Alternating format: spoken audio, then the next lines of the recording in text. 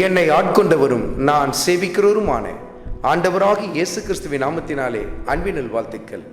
கிறிஸ்து இயேசுவுக்குள் மிகவும் பிரியமான அன்பு சகோதர சகோதரிகளே, பிரசங்கியின் புத்தகத்தில் 8வது அதிகாரத்தில் 9வது வசனத்தில், இவை எல்லாவற்றையும் நான் பார்த்து சூரியனுக்கு கீழே செய்யப்படும் எல்லா கிரியைகளையும் சிந்தித்தேன். ஒரு மனுஷன் தனக்கே கேடுண்டாக வேறொரு மனுஷனை ஆளுகிற காலமும் உண்டு. ஆளுகை செய்தல் என்று சொன்னால் எதை காட்டுகிறது என்று சொன்னால், இருமாப்பாய் கொடிதாய் என் கரங்களில் அதிகாரம் இருக்கு, நான் எதையும் செய்வேன், எதையும் சாதிப்பேன், யாரையும் எப்படி நடத்தும் எனக்கு முடியும், ஒருத்தனை உயிரோடு வைக்கணும்னாலும் சரி, அவனை சாகடிக்கணும்னாலும் சரி, என் கையில் அதிகாரம் இருக்குன்ற ஒரு ஆணவத்தோடு செய்கிற ஆளுகை குறித்து கர்த்தருடைய ஆவியானவர் சுட்டி காட்டுகிறார். இப்படிப்பட்ட நிலையில் இருக்கிறவங்களை குறித்து எல்லாரும் என்ன பண்ணுவாங்க, பயந்து நடுங்குவாங்க. பா, எவ்வளோ பெரிய நிலையில் நிற்கிறான் அந்த மனுஷன் அப்படின்னு சொல்லிட்டு. ஆனால் வசனத்தில் என்ன எழுதப்பட்டு இருக்கிறது, அப்படி ஆளுகை செய்கிறவர்கள் தங்களுக்கே கேடுகளை உண்டாக்கி கொள்ளுகிறார்கள் என்று சொல்லி கர்த்தருடைய ஆவியானவர் சுட்டி காட்டுகிறார்.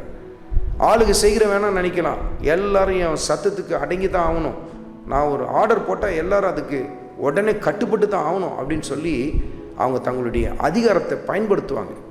தவறாக பயன்படுத்துவதை நம்ம பார்க்க முடியும். வேலை ஸ்தலத்தில் இப்படி நம்ம பார்க்க முடியும் இல்லையா? தங்கள் கரங்களில் அதிகாரம் இருக்கிறதுனால உன்னை நினச்சனா வேலையை விட்டு தூக்கிடுவேன் அப்படின்னு சொல்லுவாங்க. ஏன் அப்படி சொல்கிறது மாத்திரம் இல்லை, செய்தும் காட்டுவாங்க பாருங்கள். அதை வைத்து மற்றவங்களுக்கும் சொல்லுவாங்க, பார்த்தீங்களா இப்படி நடந்தால் இந்த நிலைமை தான் உங்களுக்கும் அப்படின்னு சொல்லுவாங்க. இவங்க என்ன செய்கிறாங்கன்னா, தங்களுடைய கரங்களில் இருக்கிற அதிகாரத்தை தவறாக பயன்படுத்தி மற்றவர்கள் மீது ஆளுகை செய்து கொண்டு இருக்கிறார்கள். இது அவங்க நினைக்கலாம், தங்கள் வாழ்க்கையில் பயங்கர சக்ஸஸாக போகிறோம் அப்படின்னு நினைக்கலாம். ஆனால் கர்த்தர் சொல்லுகிறார், தங்களுக்கு அவர்கள் கேடுகளை உண்டாக்கி கொள்ளுகிறார்கள் என்று சொல்லி கர்த்தருடைய ஆவியானவர் சுட்டி காட்டுகிறார். அருமையான மகனே, அருமையான மகளே, இன்றைக்கு உன் குடும்பத்தில் நீ ஆளுகை செய்கிற ஒரு மனிதனாய் மனுஷியாய் காணப்படலாம். மருமகனாகவோ மருமகளாகவோ மாமியாராகவோ மாமனராகவோ நீ காணப்படலாம். நீ சொல்கிறது தான் சட்டன்ற மாதிரி நிலையில் வீட்டில் இருக்கலாம். ஆனால் அதை தவறாக நீ பயன்படுத்தினா அது உனக்குத்தான் கேட்டை கொண்டு வரும் என்று சொல்லி கர்த்தருடைய ஆவியானவர் சுட்டி காட்டுகிறார். உங்கள் வேலை ஸ்தலத்தில் நீங்கள் முதலாளியாக இருக்கலாம், அல்லது முதலாளி உங்கள் கரங்கள் அதிகாரத்தை கொடுத்துருக்கலாம்.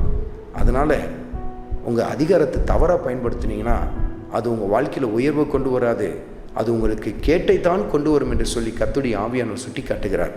அருமையான மகனே, அருமையான மகளே, எல்லா விதத்திலும் தலைமைத்துவத்தில் நாம் எப்படி இருக்க வேண்டும் என்பதை நம் ஆண்டவர் இயேசு கிறிஸ்துவிடத்திலிருந்து நாம் கற்றுக்கொள்ளலாம். அவர் எவ்வளவு அருமையாய் தன்னை தாழ்த்தினார், எப்படி தன்னுடைய வாழ்க்கையில் அதை நமக்கு கற்றுக் கொடுத்தார் பாருங்கள். அப்படிப்பட்ட தலைமைத்துவ பண்புகள் நமக்குள் காணப்படட்டும்.